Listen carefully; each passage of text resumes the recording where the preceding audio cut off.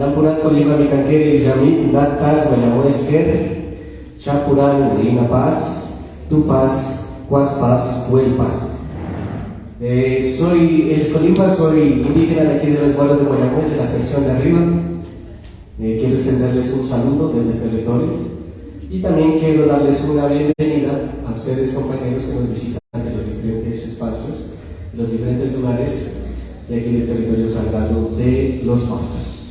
Agradecerle la invitación que nos hacen los compañeros del Cabildo Indígena Universitario del Sur, que en una oportunidad también pudimos ser parte, y el día de hoy vamos a poder compartir algunas experiencias que hemos tenido en torno a la lengua de los pastos, que es un proceso que se ha venido adelantando no solamente en la actualidad, sino también ya se ha venido adelantando por parte de personajes que ya no se encuentran aquí con nosotros, en un estudio aproximadamente de unos 150 años hacia atrás, y que hasta el momento nos han dejado algunas evidencias, las cuales el día de hoy vamos a compartir. También me acompaña mi compañera de la sección de abajo, que le doy la palabra. Muchas gracias. Bueno, un cordial saludo, buenas tardes para todos. Esperando que no se duerman. Ya es el último, nos vamos al baile, a las danzas y a la música, y esperamos su total colaboración, su atención para este pequeño ejercicio que vamos a realizar. Para ustedes, con el compañero Elis, les hemos traído un pequeño detalle, entonces para que se animen a participar y estén atentos. Vamos a hacer un pequeño ejercicio para despertarnos, por favor, nos vamos a poner de pie. Y vamos a recordar el nombre de la minga, ¿no? Si bien en la organización lo mencionábamos y lo decíamos, pero hasta el momento quizá ya se nos olvidó. Entonces, ¿cómo era el nombre de la minga? Acumuel Iscoazán. ¿Y cómo era que lo íbamos cantando? Pero empecemos por la corporación primero, los queremos ver activos. Acumuel Iscoazán. Y ahora sí, la comunidad. Acumuel Iscoazán.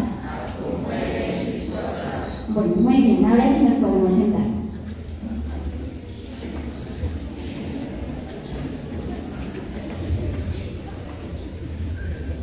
Bueno, posteriormente a esta pequeña actividad les voy a comentar algo. Cuando llegaron los españoles, allá en el año de 1535, hicieron su aparición por acá, por la entrada entre el puente de Muchaco.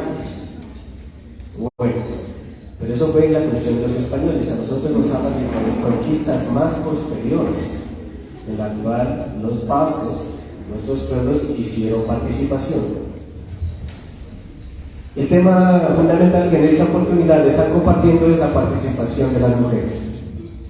A través de la historia nos dan a entender de que hubo una mujer perteneciente a la dinastía Huachucal Asa, que posteriormente se unió a la dinastía Tulcanasa Itaquis en el año de 1536. Esta mujer respondía al nombre de Asachil, que significa en lengua de los pastos. Asa significa líder, jefe o señora. La palabra asa, podemos decirlo, se utiliza tanto para designar al hombre o a la mujer, ¿no? Entonces, asa es jefe o líder. En este caso, como era una mujer, era una lideresa. Y Chil significa cielo, la lideresa de las alturas. Entonces, Asachil, que era una mujer que en 1535 se unió a la Confederación Huachucalasa para enfrentar a los españoles encabezados de Sebastián de Benalcázar. Según los documentos de Martín de Murruá, que fue un dominico que estuvo en estos territorios, él menciona que fueron aproximadamente un ejército de 5.000 pastos liderados por una mujer. En ese sentido, damos a entender de que la participación femenina era muy primordial en esa época, en ese tiempo.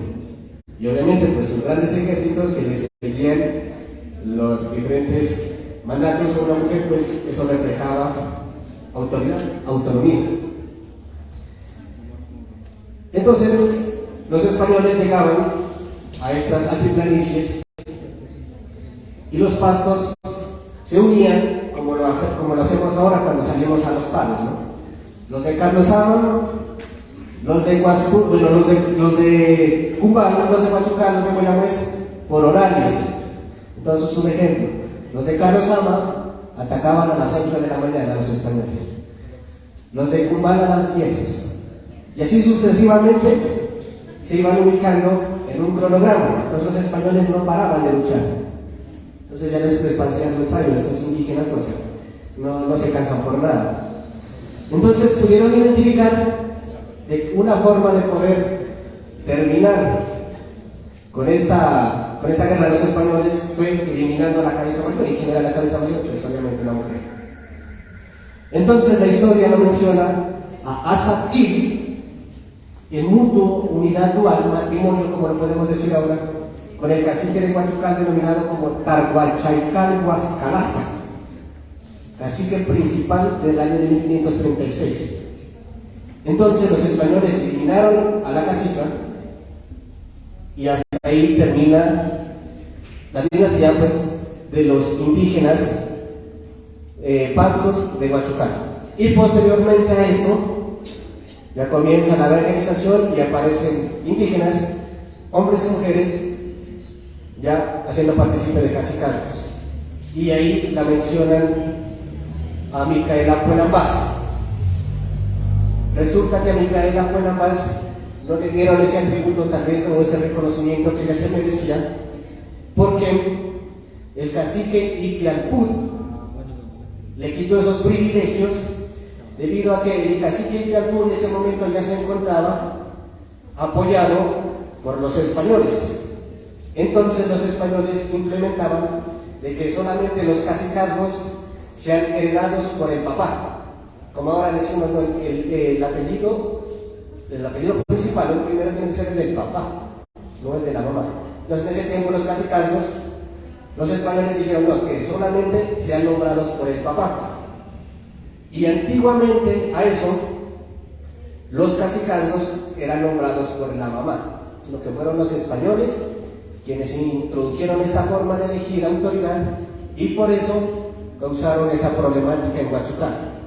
Entonces, venían la familia de los Asa, quienes reclamaban el cacicazgo, y venían la familia de Ipialpud, quienes eran que reclamaban los cacicazgos. Y los unos decían que era porque venía por el papá, y los otros decían que venían nombrados por la mamá, que era la línea o la forma matrilineal de Micaela Puenambás.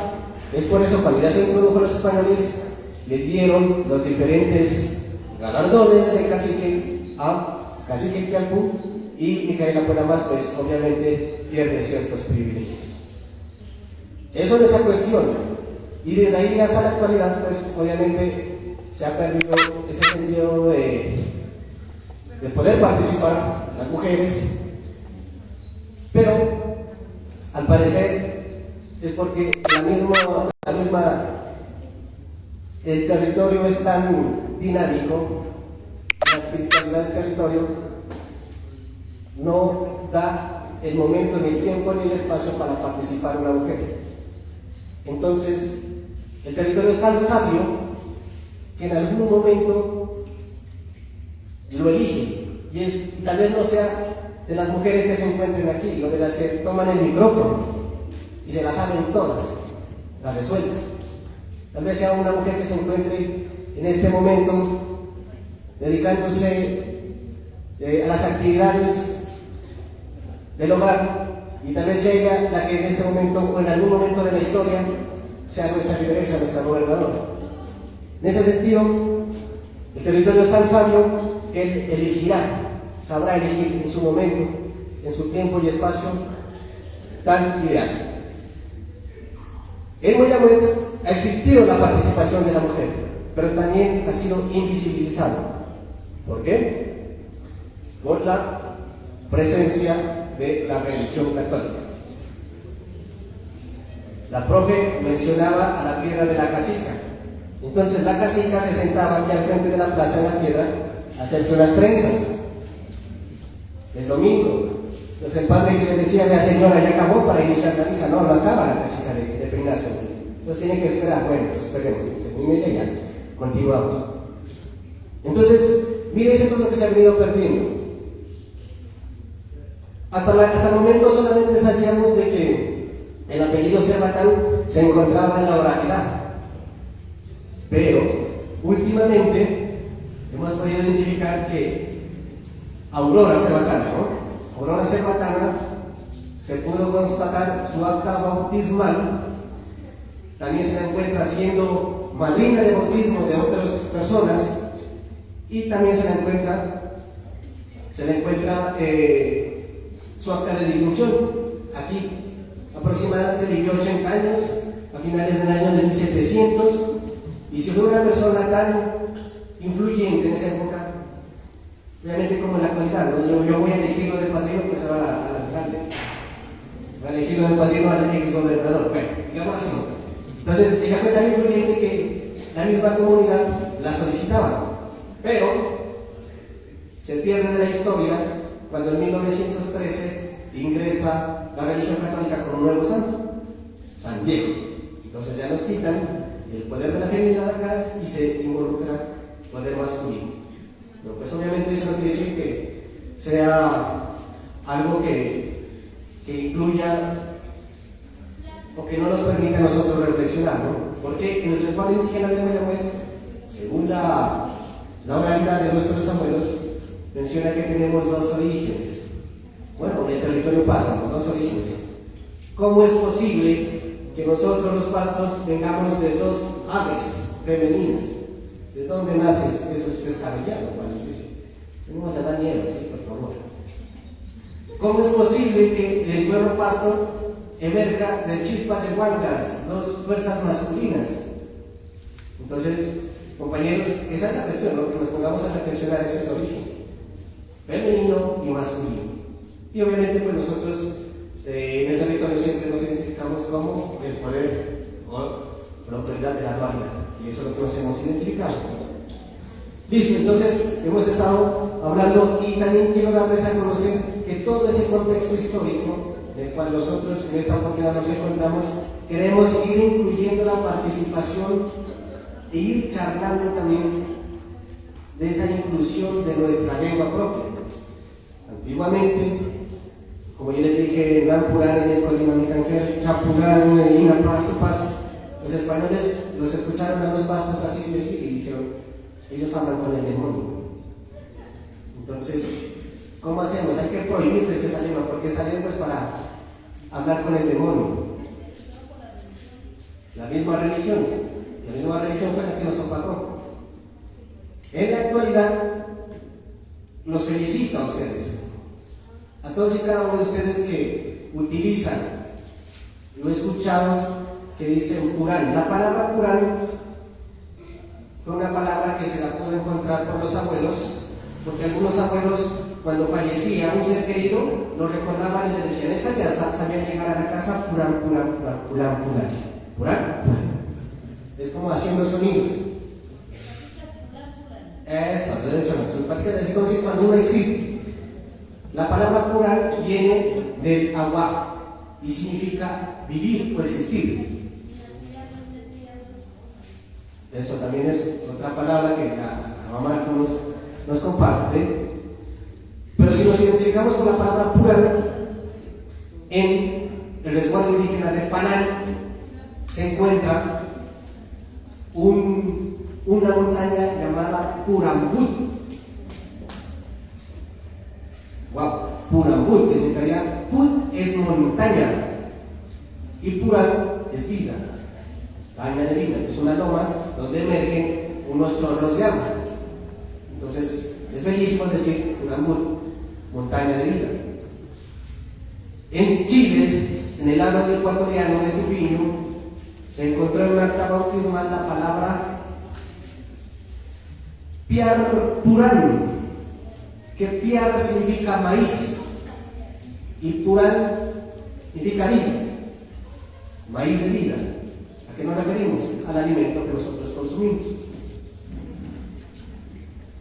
Bueno, en ese sentido se han venido identificando palabras la cual recalcamos a las personas que nos han ido compartiendo, nos han ido dando a conocer estas palabras, no se las han llevado, las han dejado plasmadas en algún lugar, en algún sitio. Y es con el objetivo de que ustedes le devuelvan el habla. Listo. En el año, al inicio de 1900, existió un investigador llamado Carlos Emilio Grijalva. Él se desplazó por todo el Carchi y el sur de Colombia recolectando todas las palabras. Pudo identificar un vocabulario aquí en Guayamés, al cual con otro investigador llamado Tomás Hidalgo denominaron la lengua de Guayamés, que hace referencia a una mezcla de 4 idiomas: el español, el quichua, el agua y el pasto, que se encontraba aquí, pero que en la actualidad pues ya podemos decirlo que se encuentra dormidito. Nunca se dejen decir, porque el académico dice la lengua está extinta, está muerta. Hasta los mismos compañeros míos me dicen, está loco usted, ¿qué se le pasa? Aprenda quechua mejor. Es que recuperando la lengua, si eso ya está extinto. ¿Y dónde lo encontró? En Wikipedia. Ah, bueno. Entonces le digo, usted es de apellido, un ejemplo, Micanquer. Usted está extinta, señorita. Su identidad no se encuentra con nosotros. Entonces, en ese sentido, no nos dejemos de pronto estigmatizar de que nuestra lengua está muerta, porque el académico viene y le dice, usted, su lengua está muerta, ya no puede hacer nada. Y lo vieron y lo dijeron. Ahorita pues ya están más flexibles, vienen, nos estudian, nos analizan, dicen, sí, continúen, háganle, están bien. Pero en algún momento cuando vinieron los hombres, decían, no, ustedes ya no pueden recuperar su lengua, ya no es imposible. Pero no. El día de hoy hemos podido compartir 3 palabritas que espero las hayan tenido en cuenta, porque vamos a hacer una pequeña reflexión al finalizar y luego vamos a estar entregando una ancheta, ¿no? 7 anchetas tenemos aquí. Bueno, entonces aquí para que estén atentos porque esto se va a poner buenísimo. Bueno, continuando, los pastos utilizaron una palabra para identificar el terreno o el sitio donde nos encontrábamos. Monseñor Justino Mejía y Mejía, párroco de la diócesis de Ipiales, a finales del año de 1800 encontró un documento en Ipiales, un documento que decía la palabra Izcualquer, y dice, los naturales denominan Izcualquer al llano de lombrices, Izcualquer, llano de lombrices. Quedó la palabra plasmada hasta la actualidad, pero entonces un sinnúmero de investigaciones que nos dan a entender varios personajes, nos dan a conocer de que la lengua pasto se compone por morfemas. Son partículas lingüísticas que al unirlas forman una oración, una palabra y posteriormente una oración. Entonces, Izcualquer, llano de lombrices. La palabra is se la utiliza en lengua para denominar algo pequeño. Es el diminutivo nuestro. La palabra ku se la utiliza en nuestra lengua para denominar al hombre y al animal. Entonces decimos isku. ¿Qué diríamos? Hombrecito, animalito, chiquitico. ¿Sí? Isku. La palabra al es el pluralizador. Es como en el español decimos carro, pero para pluralizar decimos carros. Acá el al es el pluralizador nuestro, y al unir con isku al quería decir animalitos pequeños. Y tierra, terreno, sitio o lugar. Por eso en el documento dice llano de lombrices. Y en lengua, sitio, lugar o terreno de donde están los animalitos pequeños. Obviamente las lombrices son una serie de animales pues, que se encuentran pequeñitos ahí. Y por eso, pues, obviamente nos da a entender de que no estamos tan alejados de encontrar ese significado. Pero ¿qué palabra más conocen con la terminación ker, compañeros? ¿Cuál? Ker. Mayasker, Yacuanquer. Y hay una palabra muy particular. En Ecuador se la encontró.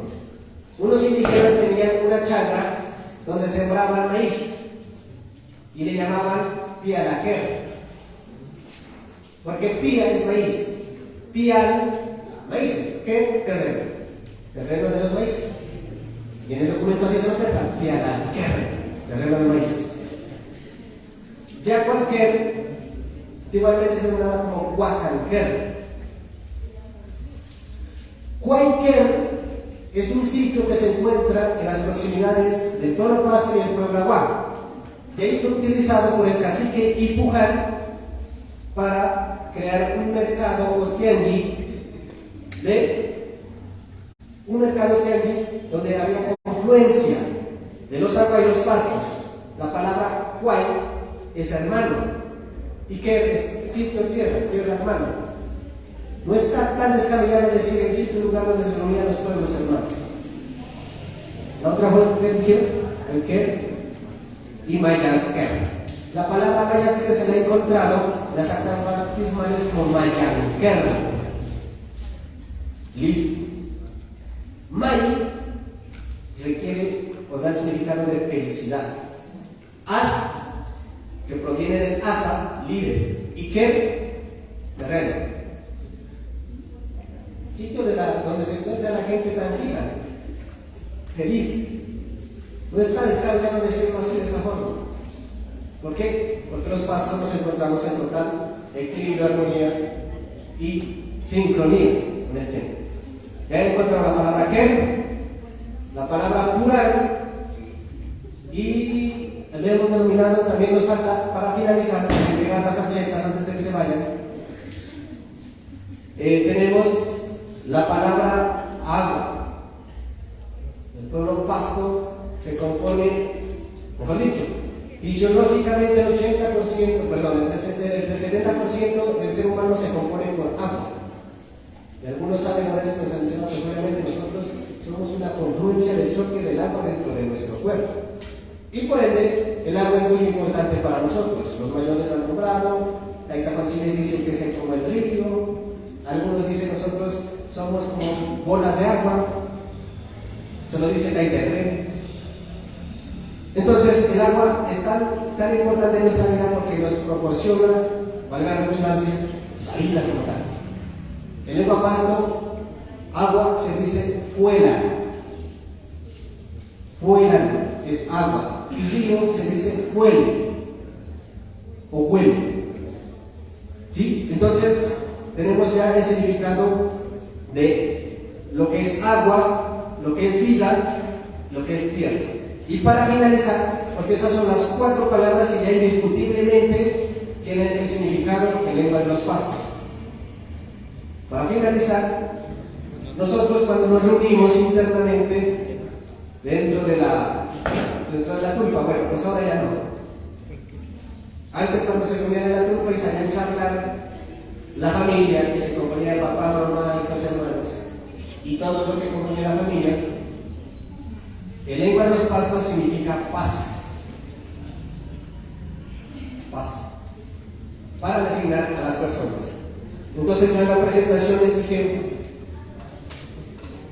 paz fuel, y fuel es agua, y paz familia, familia del agua. Les dije ina, paz, ina es viento, y paz familia, familia del viento. In paz, in es fuego o candela, y paz familia, la familia del fuego. Y tu paz hace referencia al territorio, y paz a la familia, familia de la tierra. Nosotros los pastos utilizamos para designarnos algo muy referente. Por ejemplo, por allá me decían Guarín Mistud, eres como el flor del páramo, eres como el flor de los frailejones. Qué bonito, casi así, ¿no? Que digan, tú eres de la familia del fuego, impaz, Guarín impaz, o tú eres de la familia del agua, Guarín o el paz, o tú eres de la familia de la tierra, Guarín tu paz. En ese sentido, el día de hoy, lo que he querido venir a hacer es esa pequeña reflexión. La lengua lengua pasto se encuentra dormida, no está muerta. Compañeros, debemos tener eso en cuenta, no está muerta, está dormida. Si tienen apellidos pastos, pues hay que darle nuevamente esa reanimación, hay que despertarla a nuestra lengua. No nos dejemos intimidar que la lengua estaba muerta, porque si estuviera muerta, pues no existiéramos los pastos, no nos van a decir 150.000, pues somos. Y hay un sinnúmero de apellidos. En mayo se va a realizar un evento. Los descendientes de don Carlos Emilio Grijalva, el investigador principal de la lengua pasto, decidieron dar la segunda reedición del libro denominado El idioma de los pastos, que recolecta 5.000 palabras del Carchi y el Ecuador, del Carchi y acá del sur de Colombia, recolectadas por don Carlos Emilio Grijalva, sino que don Carlos Emilio Grijalva, él le gustaba mucho el tabaco, fumaba demasiado. Entonces a los 60 años se infartó, se murió y no dejó publicando en un libro. Y ahí dejó los manuscritos. Fueron otros libros, le dieron publicando, pero a nombre de otros personajes.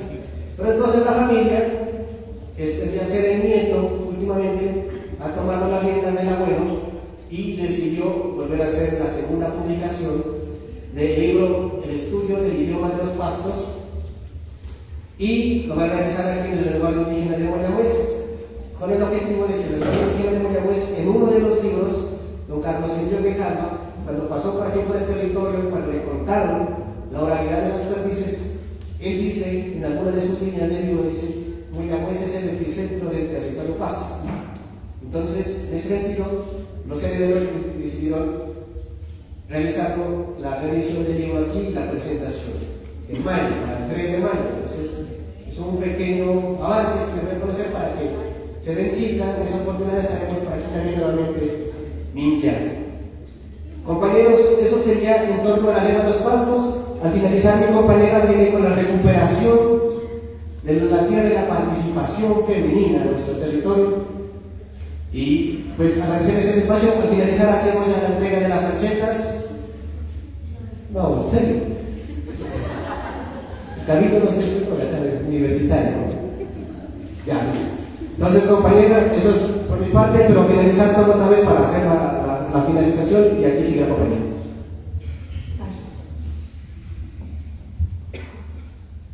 Bueno, antes de iniciar, quisiera tomar un minuto.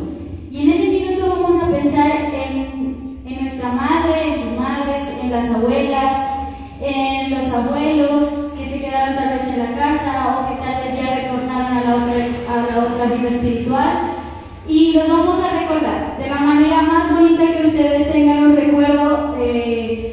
Háganlo, recuérdenlo en este momento y pues daremos inicio. Entonces, vamos a dar un minuto para que ustedes piensen en sus mamis, en sus madres, en sus abuelas, en sus abuelos, y los traigan en este momento, en este espacio, para recordarlos. Nos ponemos de pie, por favor.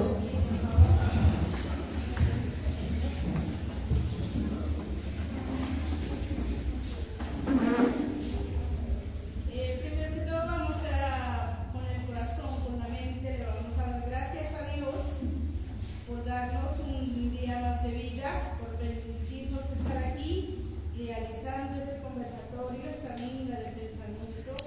Estamos aquí como en familia y ahora invitamos a cada uno de nosotros, mujeres y hombres, a ponernos en mente, cerrar nuestros ojos, levantemos las manos y le vamos a elevar una oración a Dios cada uno,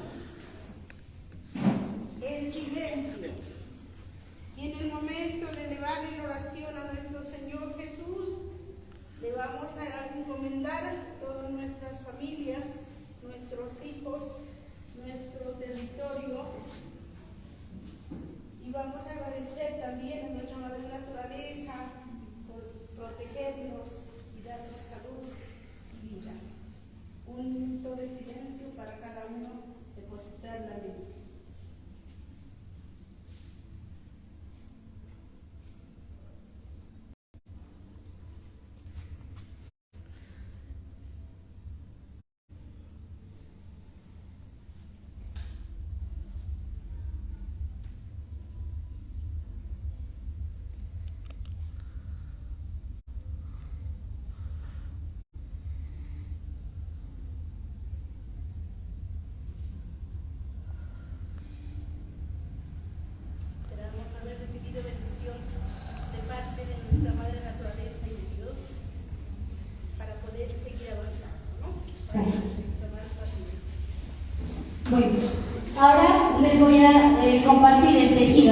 sobre la recuperación de Simancas, iniciada desde 1980.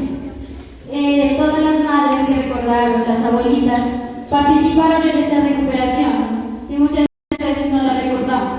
Las tenemos en la casa y ni caso les hacemos. O cuando nos dan el plato de comida, a veces ni las miramos a los ojos ni les agradecemos. Sin olvidar que nosotros somos una construcción social, somos un constructo de mucha historia y que nuestras abuelitas, nuestros abuelos o las mujeres que están en nuestra casa nos pueden compartir toda esa transmisión oral de lucha y resistencia que se ha tejido dentro de nuestros territorios. Bueno, esta lucha se da en nuestro territorio por la necesidad, por la pobreza que en ese tiempo y en esa época existía. Y porque muchos jóvenes en ese tiempo salían a las ciudades a buscar el sustento, ¿no? Ya que aquí pues los hacendados los maltrataban, pues no les pagaban lo justo, era una explotación total. Hasta que pues llega la lucha y la rebelión, digámoslo así, o el empoderamiento de nuestras mujeres. Para nuestro caso de Moya, pues hablamos de recuperadoras, porque son las mujeres quienes empuñan los bastones de mando y apoyan fuertemente a quienes habían iniciado y tenían la iniciativa de la lucha y de poder y de querer recuperar lo que en ese tiempo pues estaba en manos de Nelly Fierro, que era la dueña de la hacienda Santa Inés.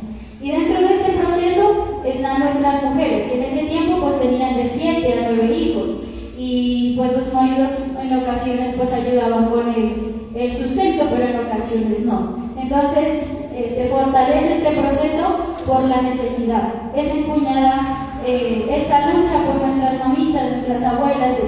Mencionamos a Mérida Caipe, a Otilia Polandala, Cruz Elena Alpala, que en diversas entradas, ¿no?, a esta recuperación de la tierra son agredidas, son maltratadas, sus derechos fueron negados. Es así como también se llevan varias protestas a la ciudad de Pasto por los niños. No son los infantes que dicen: queremos ver a nuestras madres, queremos ver a nuestros padres que han sufrido y que ahora están encarcelados. Entonces también es un tejido de lucha que se va desde la niñez hasta la adultez y se fortalece con nuestros mayores. Bueno, a continuación les voy a leer un pequeño poema escrito por uno de los recuperadores. Y dice así: tierra linda de Simancas, muy grande y libre te quiero ver. ¿Cuánto tiempo hemos luchado para que vuelvas a mi poder? Aunque los ricos dicen mandarnos a las montañas de Mayasqué, pero nosotros somos un pueblo, nunca saldremos de Moyamois. Lo mismo hicieron con mis abuelos y los echaron al pajonal. Lo mismo haremos todos nosotros. Simancas es nuestro, hay que reclamar.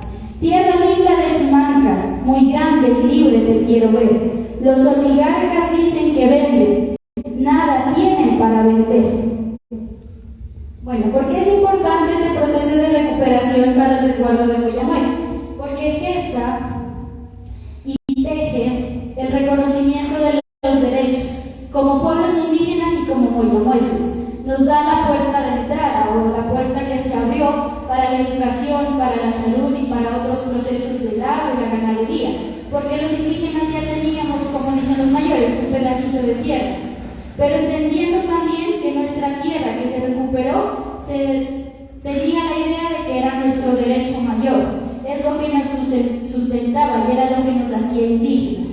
Nosotros muchas veces decimos: no, quizás la recuperación pues ya es un hecho histórico que ya pasó, ya los mayores, ¿no es cierto? Pero es lo que nos da la identidad cuando salimos fuera de la ciudad, cuando nos interactuamos con otros pueblos, con otras culturas. Nosotros muchas veces, como lo mencionaba Félix, decía, nos preguntan: ¿tienen lengua? ¿Hablan lengua? Y nosotros decimos no, pues no, y no reconocemos que está dentro de nuestros apellidos, que está dentro de nuestro territorio y que se ha ido gestando en un proceso de recuperación, quizá lento, pero está presente dentro de nuestro territorio. Y bueno, para finalizar, bueno, espero que hayan hecho memoria también de las mujeres que participan participaron. Es un proceso político también que se gesta y un poder que es visible, ¿no?, en este tiempo de la recuperación. Si bien nuestras mayoras, la esposa de don Cervelión, cuidaban del mismo gobernador, ¿no?, amanecían cuidando su casa, entre la misma comunidad se estableció unos lazos de unión para cuidarse entre ellos mismos. Hubo muertos, heridos, avaliados, y el papel de la infancia que aquí cumple es triste, ¿no?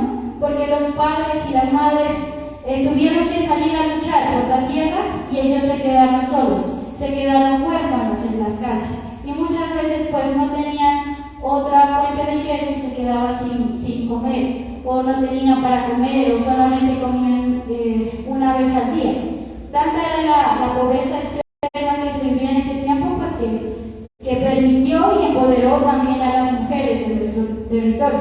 Quizás no las mencioné, se me escapa la memoria, a la mayoría, ¿no?, pero sé que están y son nuestras abuelitas y nuestras madres quienes han sufrido este proceso de lucha y que también nos dan conocimiento. Por eso valoremos a nuestras madres, a nuestras abuelitas, a nuestros abuelos que han pasado y han tejido estos procesos de lucha, porque cuando ellos retornen a la vida espiritual, esa historia ya no volverá. Bueno, ahora sí, ya para finalizar,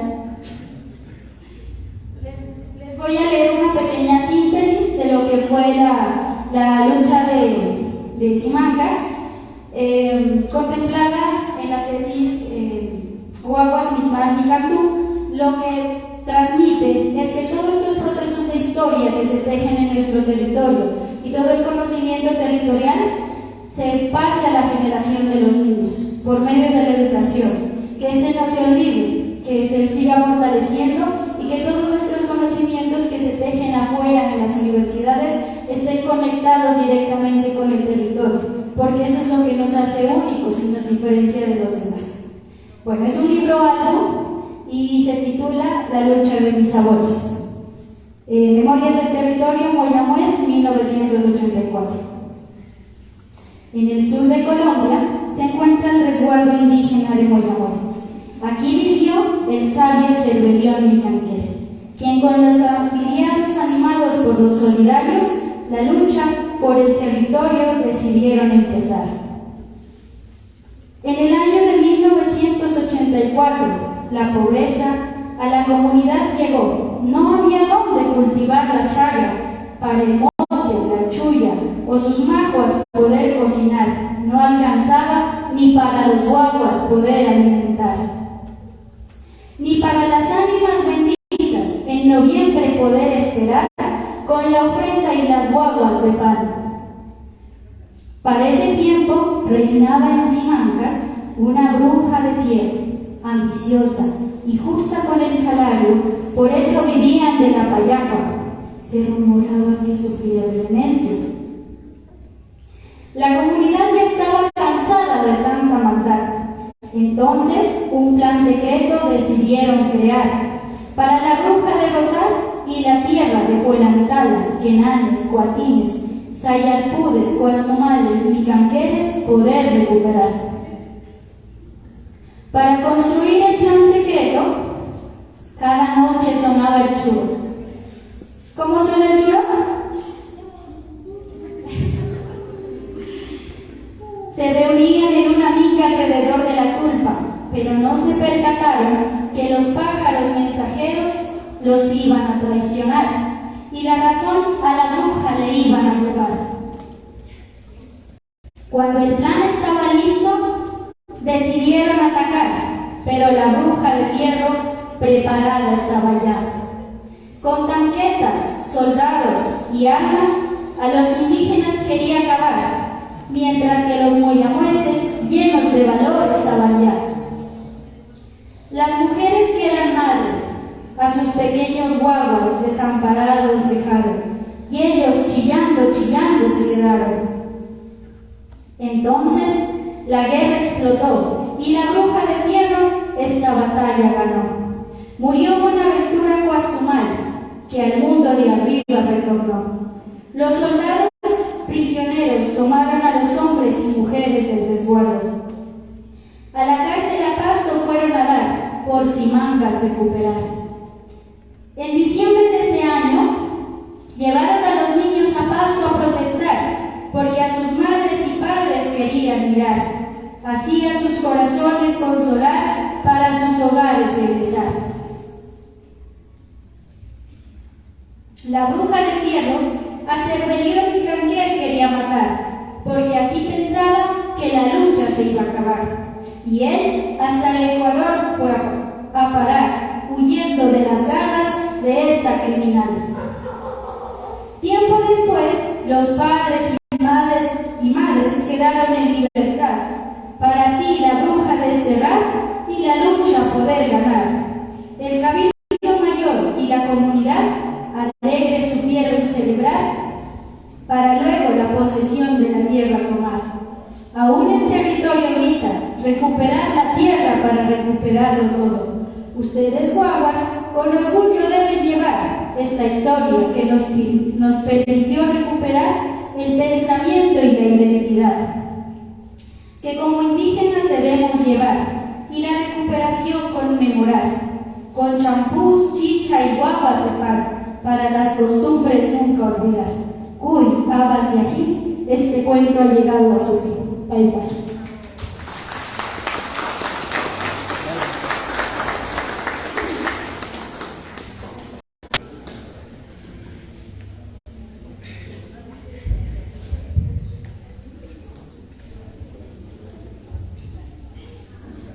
Bueno, ahora sí, para finalizar, bien finalizado, vamos a entregar las ranchetas promocionadas por el compañero Elix.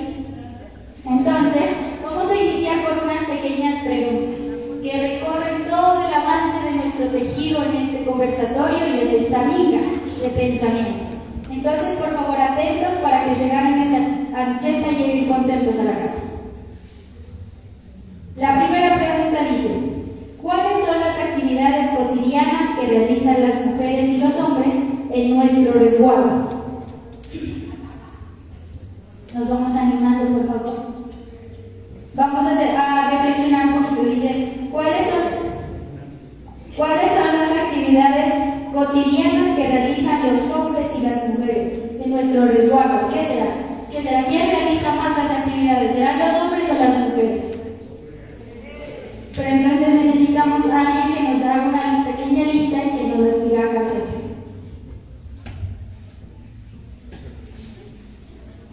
Por ahí ellas se están animando, corre que vengan a la lancheta.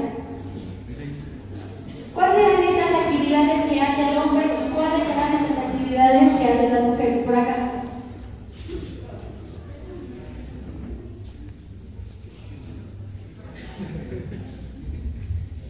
Bueno, nuevamente agradecer por el espacio. Pues hay una lista, no sé si estoy de acuerdo o no estoy de acuerdo, pero lo vamos a decir a la manera de anteriormente, ¿no? Porque pues ahora ya se colaboran los hombres y las mujeres, pues casi que hacemos, digamos, en la mayoría ya hacemos los mismos trabajos. La mujer, primeramente, pues una de las actividades se levanta a hacer el desayuno, a alistar a los niños en la escuela, a arreglarse, pero antes de eso manda a los niños a la escuela, luego el aseo de la casa, lavar la ropa. Como es en el campo, pues las actividades del campo, pelar la hierba, y antes de eso pues sacar la leche. Otras actividades pues que también se las hacen, hay mujeres que salen a estudiar, hay mujeres que son profesionales, salen a hacer sus labores con la comunidad, hay mujeres lideresas que también tienen que ir a su profesión o a cumplir su misión o a cumplir su trabajo, sin olvidarse pues que tienen la familia, como estábamos hablando hoy de los temas de mujeres. Los hombres, digamos, se levanta al desayuno, pues creo que la mayoría cocina la mujer, entonces pues el hombre se levanta el desayuno, se arregla y se va al trabajo. Pues no sé si esté mal, en algunos casos pues los hombres cocinan, pues también cumple su labor comunitaria o profesional. No sé si se me olvide otra compañera que me quiera ayudar. Bueno, muy bien. Entonces le hacemos la entrega de la fabulosa Ancheta. Entonces es un lapicero que tiene una frase lengua paso y una mochila tejida en lana de oveja con mucho cariño y con mucho esfuerzo. Bueno, vamos con los compañeros que están en la puerta, ¿no? Que nos colaboren con esta pequeña pregunta. Por allá el compañero Andrés, el compañero Danilo, la compañera Yorledis, que se encuentran por allá, que nos quieran colaborar. Compañera Yorledis. No. Es otra pregunta. Y dice, ¿cuáles creen que son los obstáculos al momento de elegir a una mujer indígena en cargos políticos? ¿Por acá?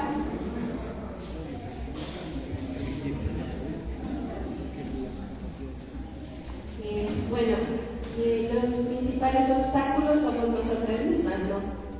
Deberíamos ponernos a pensar eso, que el primer obstáculo somos nosotras, porque nosotras mismos siempre hemos estado como invisibilizándonos a nosotras mismas.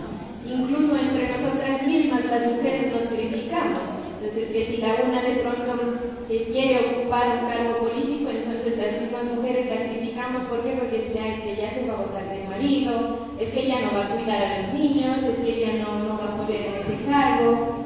Y lo otro también es el contexto histórico, ¿no? Que como le decían los compañeros, históricamente las mujeres hemos venido como en ese proceso de nosotras mismas autosabotearnos, digámoslo así. Y por eso muchos liderazgos se han perdido, muchos liderazgos buenos de nuestras mujeres se han perdido en ese proceso, ¿no? Y pues los otros obstáculos también es como la división del trabajo en familiar. Si uno quiere ser una lideresa, entonces tiene primero que dejar haciendo las cosas en la casa, ¿no? Entonces deja alistando a los niños, deja dando de comer a los animales, en algunos casos sacando la leche, que no son trabajos fáciles. Todos son trabajos que ejercen tiempo y también ejercen esfuerzo, ¿no? Y luego si ya puede ser líder, entonces el ser mujer lideresa siempre está en segundo plano, no en primero. Entonces esos serían los obstáculos. Bueno, y ahora sí necesitamos 3 personas bien animadas del público, por favor, que ya se va a terminar, ya viene el cafecito. Necesitamos 3 personas del público quien nos mencione las mujeres recuperadoras de nuestro territorio de Moyamos.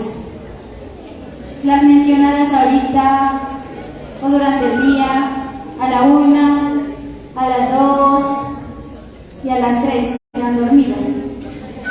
Se ha perdido. La profe. Bueno, creo que hace unos 4 años se hizo una conmemoración a nuestras mayoras, a Mamá Mérida, aquí en Vila, ¿no? La señora Cruz Zapala, Rosita Huascur, a la compañera, a la mamá Otilia Colantara, que todavía pues está, a la señora Merita Cuatín. Y son mujeres que la lista pues no terminaríamos, la verdad. En la sección de abajo, como por ser territorio femenino, hay muchas compañeras mujeres, ¿sí? Pero lo más importante es que ellas siempre se acordaron de doña Francisca Ocu, de Aurora Cerbatán, de todas las compañeras como María Panada, como Francisca Chapué, porque ellas sí miraban la historia de la misma guareña, ¿no? Entonces, pues ellas querían decir a las compañeras mujeres que miremos ese papel tan importante que estamos cumpliendo en esta tierra, en este territorio tan bonito. Y en el pueblo de Los Pasos, que no solo es en Moyamue, sino también en allá donde nos encontremos. Entonces, pues, un agradecimiento a ellas porque la verdad fueron mamás y compañeras, y mamá Melina decía, ¿no? Fue como que 3 días antes de fallecer, regañó un poco el cabildo estudiantil, ¿no? Decía que cuando no hay las cosas, entonces sí buscan a su gente de Moyamuez, pero que cuando ya hay la plata, ya hay el prestigio y el poder, entonces sí que invitan a otras gentes que vinieron a aprender aquí en Moyamuez. Nos decía que sigamos valorando lo que nosotros somos y más que todo a las mayoras y a los mayores que han perdido la lucha. Bueno, para darle relevancia un poquito más al papel de la mujer, muchas veces tenemos en cuenta a la autoridad mayor y a quien está en ese momento de su cargo, ¿no? Son los gobernadores, el principal, el alcalde, el regidor, pero no tenemos en cuenta a las esposas que han sido nuestras autoridades y que también han cumplido su papel político dentro de nuestro territorio. Si bien en algún tiempo mi abuelita contaba que a la esposa del gobernador se le decía la gobernadora, porque todas las decisiones llegan a la casa y se comparten con la esposa. Entonces, aunque ese papel no se ha visibilizado dentro de nuestro territorio, está presente y hay que reconocerlo. Entonces, bueno, para la siguiente entrega, la participación de ustedes es importantísima, que nos digan el nombre de alguna esposa, de alguna autoridad mayor que haya pasado o el que esté presente. Por acá ya lo dijeron, anímese. Si acá no mordemos, venga. ¿Quién? Sí, de aquí del resguardo o sí, de sus resguardos también para nuestras delegaciones invitadas. O de la esposa del gobernador, ¿cómo se llamaba? El compañero, aquí hay también hijos de autoridades, ¿no? Que nos digan, nos cuenten el nombre de sus madres. Buenas tardes a todos los compañeros. A comentarles de igual manera que dentro de nuestro resguardo indígena de Males tenemos de igual manera una historia que nace directamente desde la mujer indígena, que es con mamá Francisca Chapuel, con su título colonial 509, y anteriormente, hace 2 años, empezó también la lucha una mujer dentro del mismo resguardo como gobernadora, estuvo 2 años, que fue mamá Laura Flores. Gracias. Bueno, entonces para los compañeros que nos acompañan dentro de los resguardos, ¿no? De los resguardos vecinos, que nos mencionen cuál es una mujer líder de su territorio, o recordar la historia. Compañeros de Cumbal, de Colipa, de Males, de Moyamuez, de Huachucal, de Cumbal.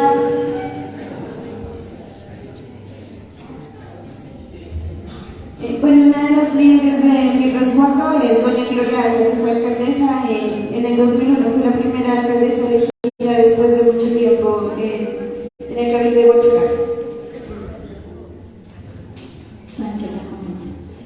Bueno, yo creo que vamos a pasar al espacio de lengua pasto, entonces preparados, listos con sus palabras que anotaran en lengua pasto para poderse ganar esas anchetas. Bueno, hago el llamado al gobernador rapidito de Males, ¿no? Señor gobernador, usted es una persona